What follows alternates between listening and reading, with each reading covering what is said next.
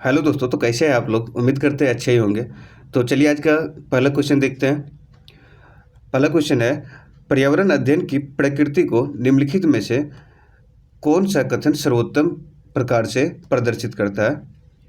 तो पहला ऑप्शन देखिएगा, पर्यावरण अध्ययन अपने आप में कोई अलग विषय नहीं है। दूसरा ऑप्शन है, पर्यावरण अध्ययन उच्च प्राथमिक शिक्षाओं कक्षाओं के विषय विज्ञान एवं सामाजिक विज्ञान की पूर्व तैयारी है। उसके बाद है, पर्यावरण अध्ययन पर्यावरण और पर्यावरणीय समस्याओं के बारे में जागरूकता और संवेदनशीलता है। और उसके बाद है, पर्यावरण अध्ययन पर्यावरण समस्याओं को दूर करने की कुशलता है।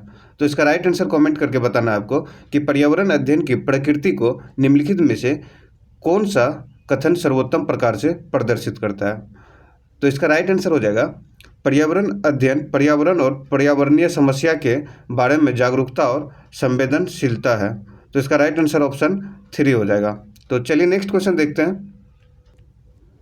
कक्षा 2 के विद्यार्थियों को प्रकरण चिट्ठी आई है के शिक्षण के लिए निम्नलिखित में से कौन से क्रियाकलाप उपयुक्त है? तो ये आपको बताना है। तो पहला ऑप्शन है, संचार का पाठ पढ़िए और संबंधित अभ्यास कीजिए।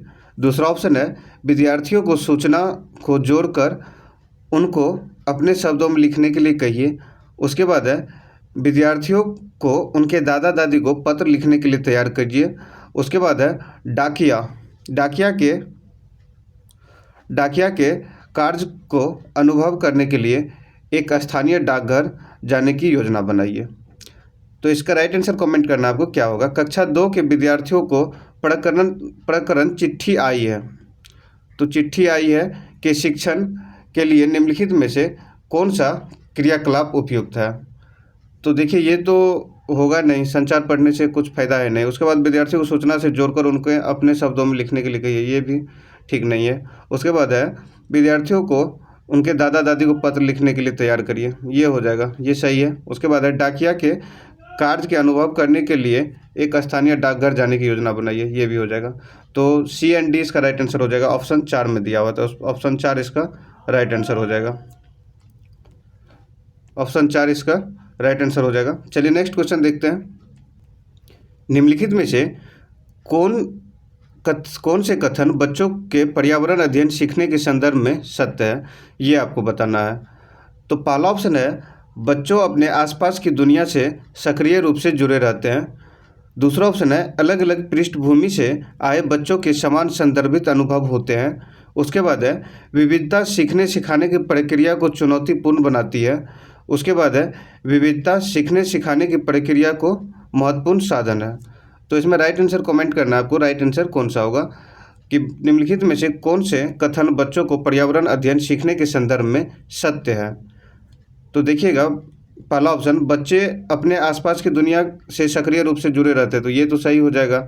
उसके बाद है, अलग अलग पृष्ठभूमि से आए बच्चों के समान संदर्भित अनुभव होते हैं, तो सेम बैकग्राउंड का तो सब बच्चा रहेगा नहीं, तो इसका अलग हो जाएगा, ये गलत हो जाएगा, सब बच्चा का अलग अलग होगा। उसके बाद है, विविधता सीखने सिखाने की प्रक्रिया को चुनौतीपूर्ण बनाती है, तो ये भी सही हो जाएगा आपका। उसके बाद है, विविधता सीखने सिखाने की प्रक्रिया महत्वपूर्ण साधन है, तो ये भी सही हो जाएगा। तो इसका राइट आंसर हो जाएगा ऑप्शन बी, इसका 2 नंबर का 2 नंबर इसका आपका राइट आंसर हो जाएगा। चलिए नेक्स्ट क्वेश्चन देखते हैं। कक्षा 4 के विद्यार्थियों को विषय पक्षियों प्रस्तुत करने के उद्देश्य से आप निम्नलिखित में से किसे प्राथमिकता देंगे? तो पहला ऑप्शन है, अपने विद्यार्थियों को पक्षियों के प्रतिरूप उनके नामों की सूची के साथ याद करने के लिए दीजिए। उसके बाद है, विद्यार्थियों को पक्षी होगा यहाँ पे, विद्यार्थियों को पक्षियों के विषय में अपने शब्दों में लिखने के लिए कहिए। उसके बाद है, स्थानीय पक्षियों उनकी प्रकृति और उनके आवास स्थानों की पहचान करने के लिए प्रकृति की सैर का उपयोग कीजिए। उसके बाद है, पक्षियों पर वीडियो और उसके पश्चात कंप्यूटर प्रस्तुतिकरण दिखाइए। तो इसका राइट आंसर कमेंट करना है कि राइट आंसर कौन सा होगा। कक्षा 4 के विद्यार्थियों को विषय पक्षियों प्रस्तुत करने के उद्देश्य से आप निम्नलिखित में से किसे प्राथमिकता देंगे, ये आपको बताना है। तो इसका राइट आंसर हो जाएगा, स्थानीय पक्षियों उनकी प्रकृति और उनके आवास स्थानों की पहचान करने के लिए प्रकृति की सैर का उपयोग करेंगे। तो राइट आंसर ऑप्शन 3 हो जाएगा इसका। चलिए नेक्स्ट क्वेश्चन देखते हैं। वाणी ने कहा, आम का पेड़ खुली छतरी जैसा है। इस कथन में वाणी द्वारा किन प्रक्रियाओं का प्रयोग किया गया? तो पहला ऑप्शन है अवलोकन, दूसरा ऑप्शन है तुलना, तीसरा ऑप्शन है निर्णयन और चौथा ऑप्शन है कल्पना। तो इसका राइट आंसर कमेंट करना है कि वाणी ने कहा आम का पेड़ खुली छतरी जैसा है। इस कथन में वाणी द्वारा किन प्रक्रियाओं का प्रयोग किया गया है? तो पहला ऑप्शन है अवलोकन, तो अवलोकन तो करेगा ही। उसके बाद बता रहा है आम का पेड़ खुली छतरी जैसा है। उसके बाद तुलना भी करेगा, कंपेरिजन करेगा, तभी ना पता चलेगा आम का पेड़ है। उसके बाद है निर्णय, तो निर्णय तो गलत हो जाएगा, निर्णय क्या लेगा। उसके बाद है कल्पना, तो कल्पना तो करेगा। तो इसका राइट आंसर हो जाएगा option 4, A, B and D। चलिए नेक्स्ट क्वेश्चन देखते हैं।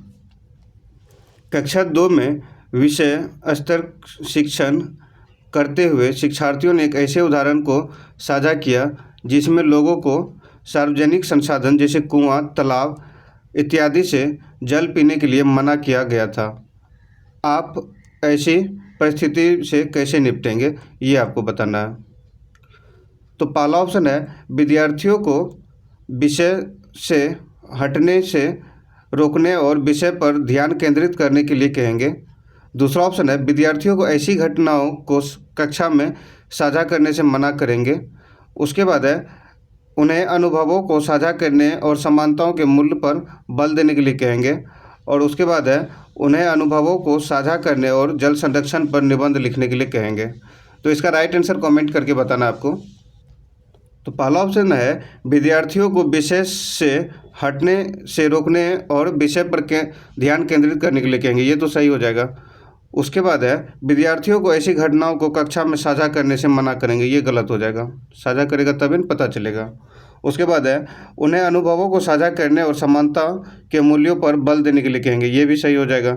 उसके बाद है उन्हें अनुभवों को साझा करने और जल संरक्षण पर निबंध लिखने के लिए कहेंगे, ये भी सही हो जाएगा। ये आप बोल सकते हैं निबंध लिखो जल पे। तो इसका राइट आंसर क्या हो जाएगा? ACD। तो ACD किस में है? ऑप्शन 3 में आपका ACD। तो राइट आंसर ACD हो जाएगा। चलिए नेक्स्ट क्वेश्चन देखते हैं। ये क्वेश्चन प्रीवियस ईयर पूछा हुआ है, तो इस तरह का क्वेश्चन देखिएगा। पर्यावरण अध्ययन विषय हेतु निम्नलिखित में से कौन सा उद्देश्य सर्वाधिक महत्वपूर्ण है, ये आपको बताना है। तो पहला ऑप्शन है विषयगत अवधारणाओं की समझ का विकास। उसके बाद है प्रायोगिक गतिविधि की समझ का विकास। उसके बाद है अवलोकन, खोजबीन, तर्क व निष्कर्ष की क्षमताओं का विकास। और चौथा ऑप्शन है विवेक के आधार पर सही व गलत को तय करने की क्षमता का विकास। तो पर्यावरण अध्ययन विषय हेतु निम्नलिखित में से कौन सा उद्देश्य सर्वाधिक महत्वपूर्ण है, ये आपको बताना है। तो इसका राइट आंसर हो जाएगा अवलोकन, खोजबीन, तर्क व निष्कर्ष की क्षमताओं का विकास। तो इसका राइट आंसर हो जाएगा ऑप्शन 3 आपका। तो ऑप्शन 3 इसका राइट आंसर हो जाता है। चलिए नेक्स्ट क्वेश्चन देखते हैं। हाथियों के बारे में नीचे दिए गए कथनों पर विचार कीजिए। तो पहला ऑप्शन है अपने भारी शारीरिक ढांचे के कारण हाथी अत्यधिक आराम करना पसंद करते हैं। उसके बाद है यहाँ तक कि 3 माह के बच्चे के वजन लगभग 200 किलोग्राम होता है, ये तो सही है। उसके बाद है इन्हें कीचड़ और पानी में खेलना पसंद है, ये भी सही हो जाएगा। उसके बाद है हाथियों के झुंड में नर और मादा हाथी अपने बच्चों के साथ घूमते हैं। तो इसमें जो है नर तो नहीं होगा, मादा हाथी होगा। मादा हाथी के साथ जो है उनका बच्चा घूमता है। इसका बच्चा जो घूमता है तो इसका बच्चा में मेल फीमेल दोनों हो जाएगा, ठीक है, मेल फीमेल दोनों हो जाएगा। उसके बाद मेल में जो होगा 14-15 साल के बाद जो है 14-15 साल मतलब बड़ा हो जाएगा, तो उसके बाद जो है ये झुंड से अलग हो जाएगा, ये अलग हो जाएगा, मतलब झुंड में नहीं चलेगा। तो इसमें मादा हाथी हो जाएगा राइट आंसर। इसमें जो है आपका नर हाथी नहीं होगा। तो इसका राइट आंसर बताना है। तो इसमें आपका देखिए इसके शारीरिक ढांचे के कारण हाथी अत्यधिक आराम करना पसंद करते, तो ऐसा बात नहीं है। ये 4 से 5 घंटा ये भी रेस्ट करता है, तो अत्यधिक आराम तो नहीं करता है, तो ये होगा नहीं। यहाँ तक कि 3 माह के बच्चे 200 किलोग्राम होता है, ये सही है। इन्हें कीचड़ और पानी में खेलना बहुत पसंद है, ये भी सही हो जाएगा आपका। तो इसका राइट आंसर हो जाएगा आपका B and C only, option number 4। ये याद रखिएगा, इसका 200 केजी 3 माह तक इसका बच्चा का वजन 200 केजी होता है। डायरेक्ट क्वेश्चन पूछता है, और इन्हें कीचड़ में खेलना और पानी में खेलना बहुत पसंद है, तो ये भी डायरेक्ट क्वेश्चन पूछ देता है कभी कभी। तो चलिए नेक्स्ट क्वेश्चन देखते हैं। केरल की उच्च स्तर की वैज्ञानिक सैन्य कला जो प्रचलित है उसे कहते हैं। तो पहला ऑप्शन है वय्यम, दूसरा ऑप्शन है मोडीयेट्टू, उसके बाद है वेलाकाली, उसके बाद है कलडिप्यट्टू। तो इसका राइट आंसर बताना है कि केरल के उच्च स्तर के वैज्ञानिक सैन्य कला जो प्रचलित है उसे कहते हैं, तो उसे क्या कहते हैं ये आपको बताना है। तो इसका राइट आंसर हो जाएगा कलडिप्यट्टू। कलडिप्यट्टू इसका राइट आंसर हो जाएगा। चलिए नेक्स्ट क्वेश्चन देखते हैं। निम्नलिखित में से कौन से पदार्थ को आप जल से कपड़े के द्वारा छानकर अलग कर सकते हैं? तो जल से जो है कपड़े के द्वारा छानकर अलग कर सकते हैं, ये आपको बताना है। दूध को तो जल मतलब कपड़े से नहीं छान पाइएगा। उसके बाद नमक भी अगर पानी में मिल जाएगा तो उसको भी नहीं छान पाइएगा।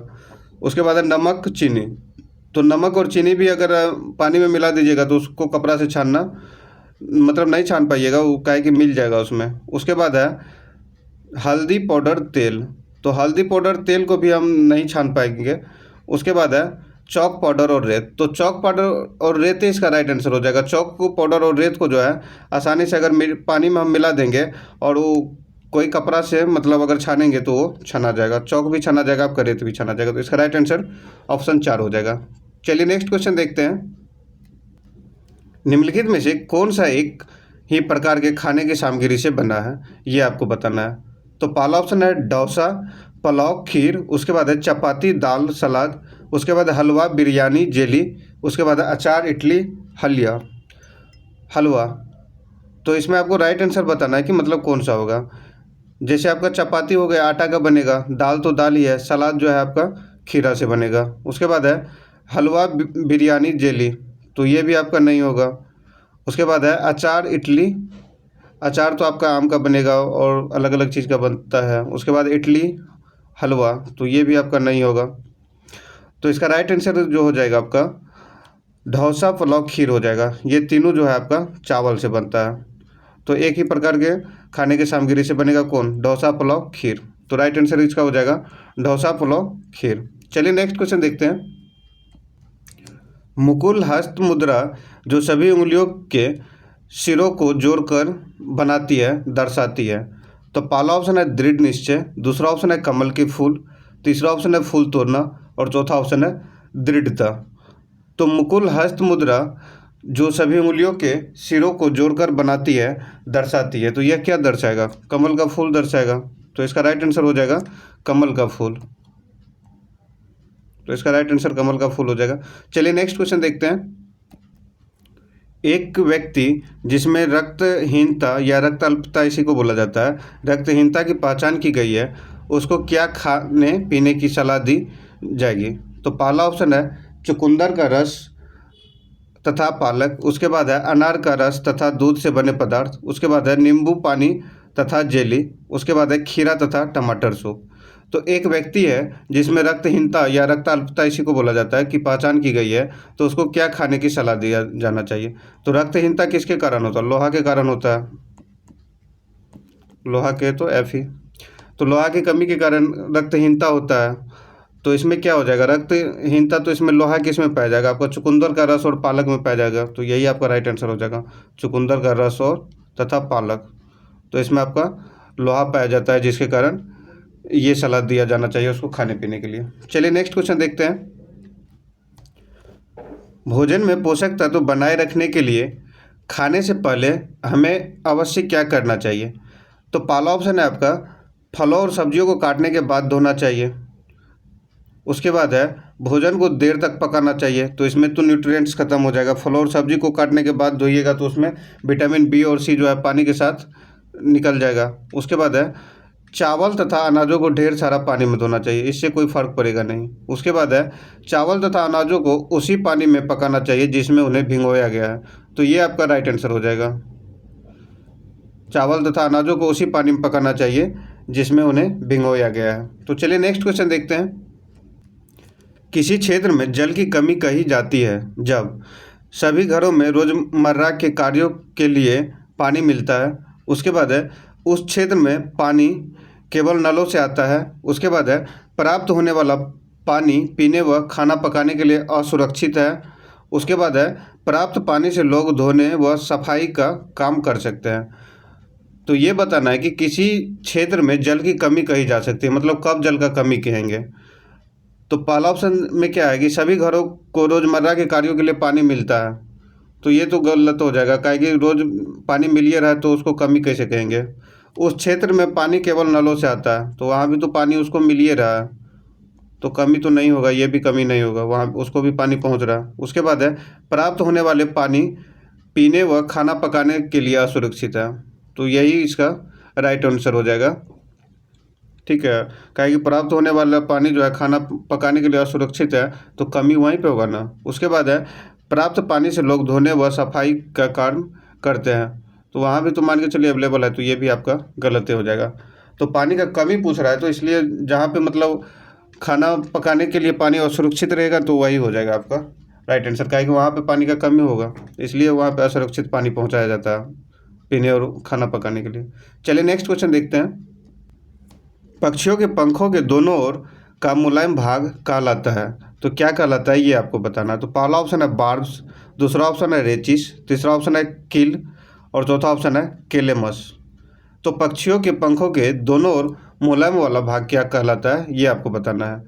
तो पक्षियों के पंखों के दोनों ओर मुलायम भाग जो होता है बार्ब्स होता है, तो इसका राइट आंसर हो जाएगा ऑप्शन ए बार्ब्स। चलिए नेक्स्ट क्वेश्चन देखते हैं। मलेरिया से ग्रस्त व्यक्ति को सामान्यतः लक्षण होंगे, तो मलेरिया से ग्रस्त व्यक्ति को सामान्यतः कौन सा लक्षण होंगे ये आपको बताना है। तो पहला ऑप्शन है बुखार के साथ खांसी व जुखाम, उसके बाद है दस्त और बुखार, उसके बाद ठंड लगना और बुखार, उसके बाद त्वचा पर फफोले तथा बुखार। तो मलेरिया से जो ग्रस्त व्यक्ति है उसमें क्या लक्षण दिखेगा ये आपको बताना है। तो अगर मलेरिया से ग्रस्त है तो उस आदमी को आपको ठंड लगेगा और उसके बाद फीवर आ जाएगा, तो यही आपका राइट आंसर हो जाएगा। तो इसमें पूछता है कि किसके कारण होता है, तो प्रोटोजोआ के कारण होता है, और प्लाज्मोडियम वो अथी का नाम है प्रोटोजोआ का, और जो है ये मादा मच्छर के काटने के कारण होता है। चलिए नेक्स्ट क्वेश्चन देखते हैं। वाहक हो जाएगा इसका मादा मच्छर। पर्यावरण अध्ययन शिक्षण के लिए विद्यार्थियों को क्षेत्र भ्रमण के लिए ले जाने के दौरान निम्नलिखित में से क्या सर्वाधिक महत्वपूर्ण है। तो पहला ऑप्शन है क्षेत्र भ्रमण के लक्ष्यों का निर्धारण, उसके बाद है यात्रा के माध्यम का चयन, उसके बाद है चर्चा के अवसर सृजित करना, उसके बाद है चिंतनशील जर्नल लिखना व रखना। तो पर्यावरण अध्ययन शिक्षण के लिए विद्यार्थियों को क्षेत्र भ्रमण पर ले जाने के दौरान निम्नलिखित में से क्या सर्वाधिक महत्वपूर्ण है। तो चर्चा के अवसर सृजित करना, ये आपका राइट आंसर हो जाएगा ऑप्शन 3। चलिए नेक्स्ट क्वेश्चन देखते हैं। वर्षा ऋतु में पार्क घूमने के दौरान बारिश शुरू हो गई और सभी विद्यार्थियों ने अपने छाते खोल दिए।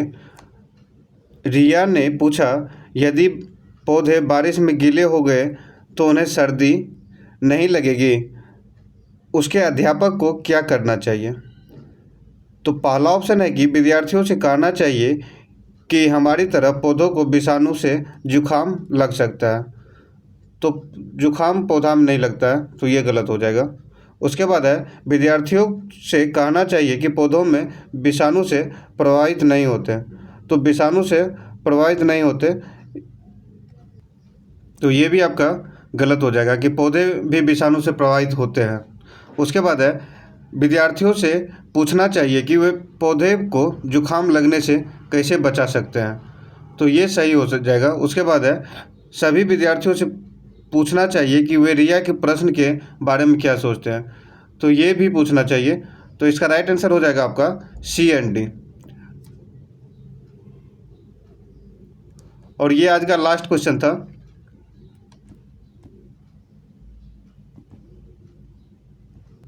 तो आप लोग को वीडियो अच्छा लगता है तो लाइक कर दीजिएगा, कमेंट कर दीजिएगा, शेयर कर दीजिएगा, और जो लोग नए हैं चैनल को सब्सक्राइब कर लीजिएगा। तो चलिए मिलते हैं नेक्स्ट वीडियो में, तब तक के लिए धन्यवाद। और नेक्स्ट टॉपिक किस चीज़ का होगा, तो आप लोग अगर सीटीपी बताइएगा तो सीटीपी का करवा देंगे। ऐसे एवीएस का प्ले लिस्ट आपको दे देंगे, उसमें लगभग 32 वीडियो बना हुआ है, तो उसको आप देख के प्रीवियस ईयर क्वेश्चन रिवीजन कर सकते हैं। तो चलिए मिलते हैं नेक्स्ट वीडियो में, तब तक के लिए धन्यवाद।